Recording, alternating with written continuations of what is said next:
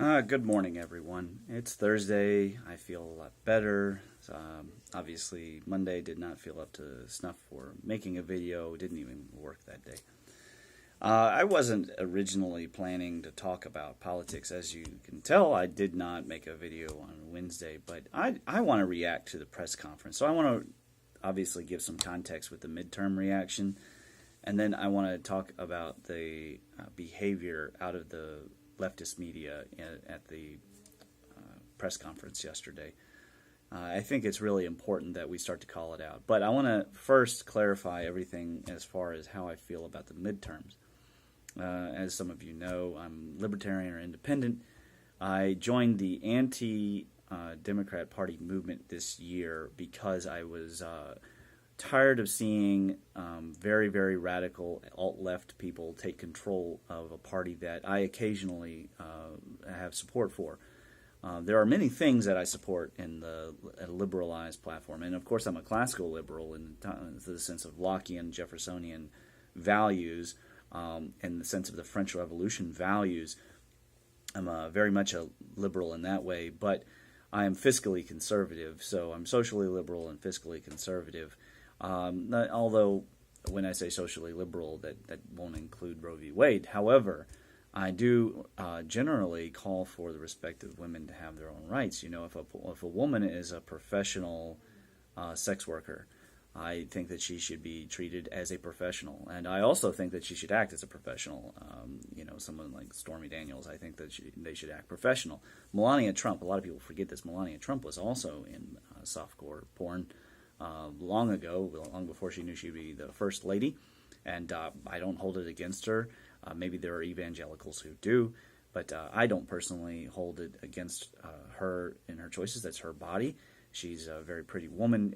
Why shouldn't she be able to make money using whatever she was naturally gifted with? If she was LeBron James, we wouldn't complain that he could jump over top of everyone. So I have no feelings about the need to restrain women. I'm very liberal on that kind of thing. So I have a frequent agreement. The environment is another area that I highly agree with the Democrats for the most part. I do think it can get out of control. And obviously, I will call the what I used to be part of the global warming thing, I will call it for what it is a total scam and a lie. But be that as it may, this year I was out to hurt the Democratic Party. And the reason is because they have invested themselves fully in identity politics. They've invested themselves fully in an anti-white male agenda. As you can see, I'm white male. I took personal offense to that. I also took personal offense to the idea that any time that you speak an opinion that is different from theirs, then it automatically means that you are espousing toxic masculinity or microaggressions or social Marxism, any kind of buzzword you want to throw out there. It's a shameful tactic. It's not an intellectually honest tactic in debate. I'm personally very good at attacking that kind of attack because I can call it out and I've studied it well enough to understand exactly what's going on there. And of course, I work with the energy, but a lot of people don't. One of the big detractions of identity politics is actually the white supremacists also like identity politics. They call themselves National Socialists. They have a lot invested in identity politics as well. So I'm not a big fan of identity politics. I think it's inherently divisive and toxic. However, when it becomes state-sanctioned, to where you have multiple policy leaders, several, Holden and Waters and Pelosi and Hillary Clinton, who are all advocating violence on account of that, whereas the other side, if they were to advocate any kind of violence at all, on the basis of identity, it would be an outcry. I think that this is a huge double standard. This is a bigger double standard than divorce court. I mean, it is a major, major double standard. So for me, I was out to punish that, and I was hoping that enough Republicans would take this seriously. Honestly, if the president hadn't come to Lexington, Andy Barr would not have won this election. And I supported Andy Barr because of past work he had done for veterans here and work that we had personally asked his office to do. So I personally supported him. But I don't think he would have won if President Trump hadn't shown up. President Trump is a populist, and being a populist, of course, entails, tapping into the opinions and feelings of the people, and the people are supposed to be the government. So Trump is basically doing traditional American politics. This would be politics going back into the 1800s, early 1900s.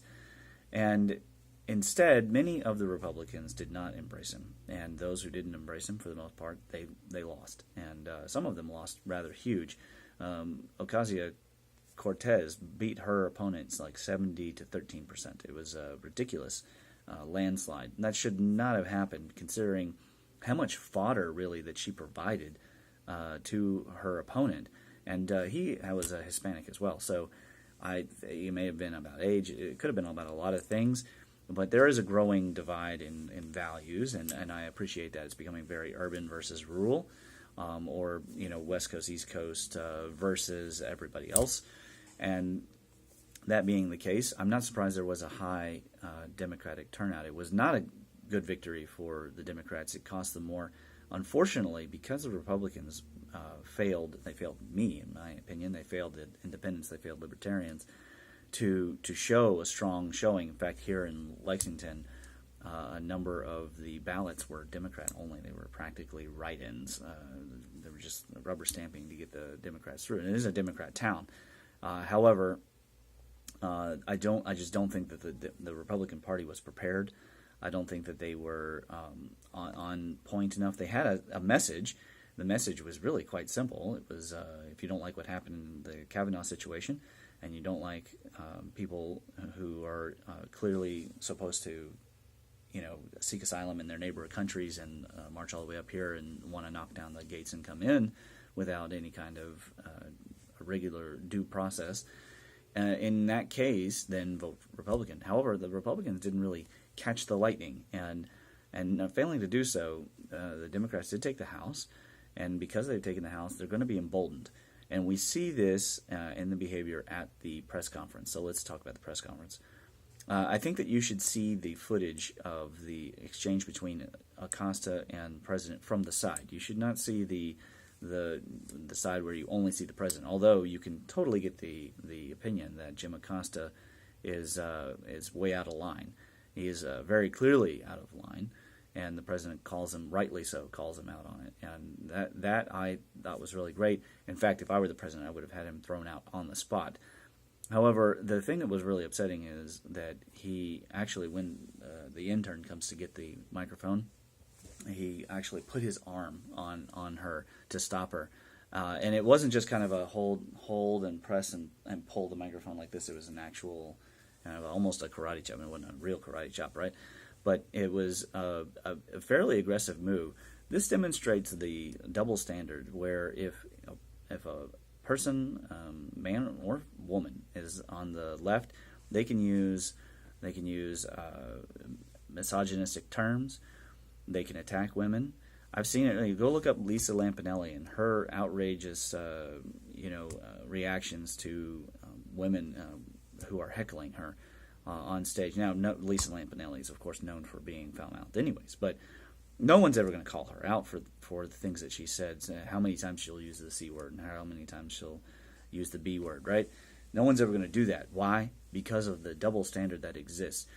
In identity politics, this is an acceptable standard because there's a hierarchy, and in that hierarchy, there are people who are allowed to talk and those who aren't allowed to talk. Patrice O'Neill said it really well on the Green Room with Paul Provenza. He said, "I like being a black man because I can say whatever I want."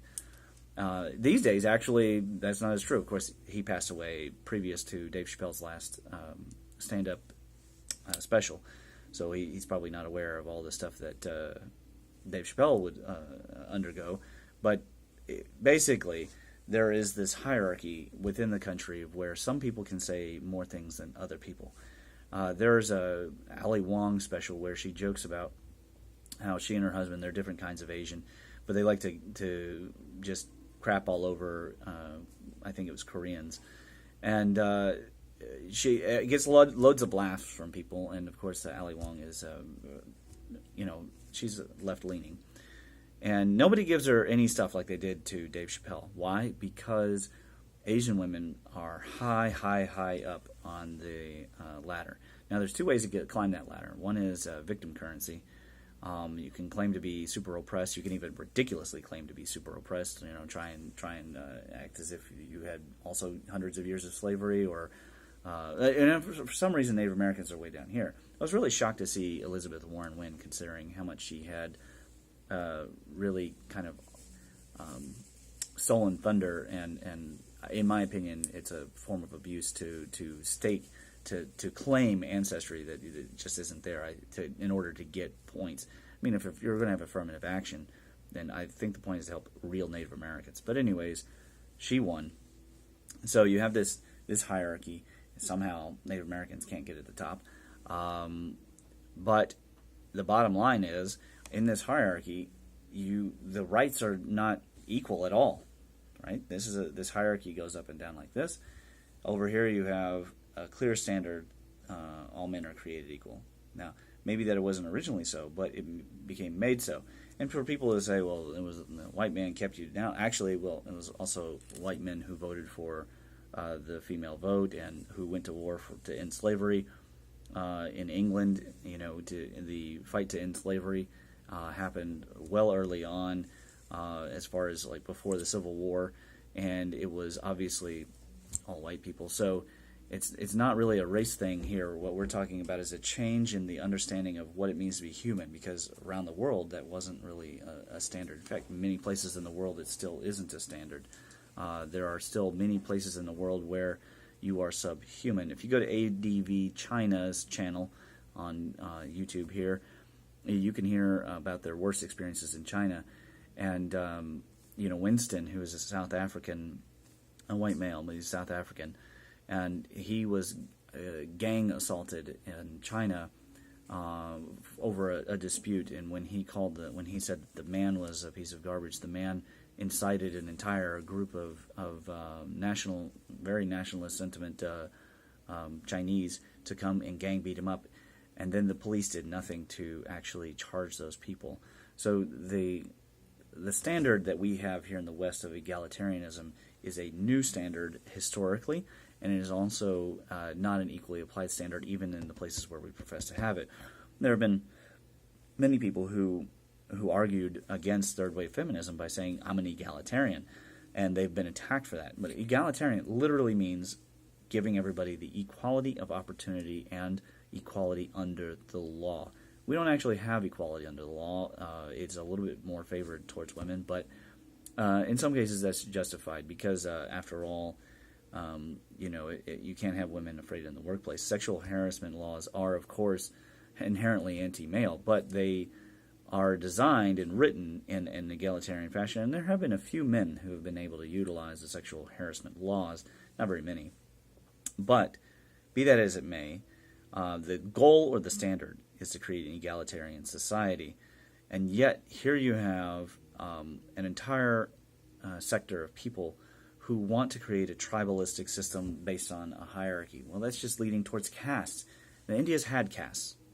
Castes don't work, or the way they work is heinous, is another way of saying it. Maybe they do work, but it's just heinous. I don't think it works because you still have more than 50% of people in India exposed to public defecation. So I just don't think that it's a system that is viable as a social system.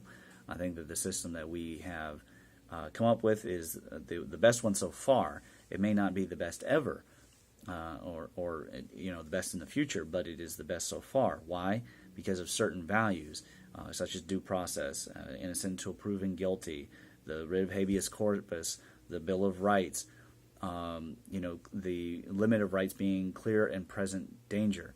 And I mean, at that press conference, Jim Acosta, or as I call him, Jim Acosta, was a clear and present danger to that intern. And it's good that he got his press credentials revoked. So I think that's very good, but I was disappointed also with the tenor of the rest of the media.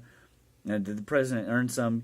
Yeah, but he was being straightforward. He was just saying if they're going to go this whole route of we're going to investigate you for the next 2 years, and he'll just turn around and investigate them. I think it's a mistake. Of course, we all know that's exactly where it's going to go. the government might just ground to a halt. That's why I don't think it was a Republican victory. I don't think it was a clear Democrat victory either.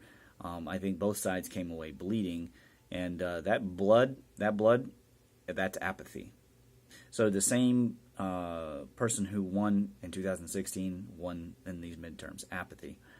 That's the thing that disappoints me the most, is that despite all that's been happening socially, that Republicans, proper Republicans, were not galvanized to get out there. It was up to us independents and libertarians to go out, and that's what I've been seeing. People who were formerly Democrat, people who are independent libertarian, coming out and saying, and even foreigners saying, we're going to try and stop this blue wave, and it just didn't happen.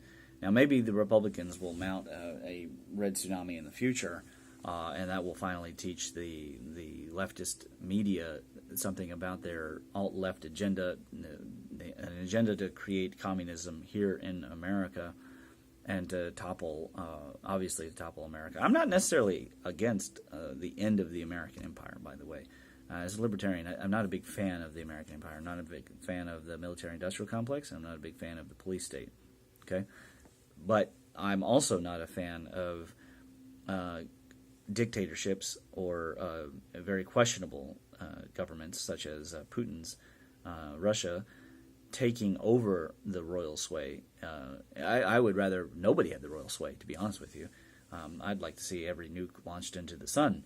But be that as it may, we do have a government that actually has checks and balances here. I think in some ways it will be good to have a check on the presidency. That's what the House is there for, actually. That's the historical reason why the House is there. So one could argue that this is a very healthy sign of the politics in America. But I tend to see that there's a toxic underlying, which is that the social fabric is being manipulated by a corporate leftist media. And that corporate leftist media, its agenda is inherently racist and inherently sexist. And the double standard of it is absolutely amazing. A lot of them actually, probably Jim Acosta does think that he is some kind of resistor, and he's doing a proper job being an activist. He's not doing a proper job because he's not doing actual journalism. What he's doing is using talking points, and those talking points cater only to one side. That is not inherently balanced journalism. Does Fox do that kind of thing? Of course, because they're all corporations. This is what I'm saying. The corporate controlled, the conglomerate controlled media is too in the bed with government, and being too in the bed with government and too influenced by the wealth of a select few billionaires is just become completely untrustworthy. And the thing that bothers me is the apathy of the other people. So that's what I feel about the meeting. Personally, if I were Trump, I would have kicked out every single person who was disrespecting the office of the presidency of the United States. Of course, I would have started the presidency with a coming to Jesus meeting right away. I would have the very first meeting back in 2016 or 2017, I guess it would be. I would have spent it telling them exactly what will happen if they cannot control their rancor. But anyways, that's the way I feel about that. But anyhow, you let me know what you think. This is obviously a political video. You can see by the title. I'm letting you know ahead of time.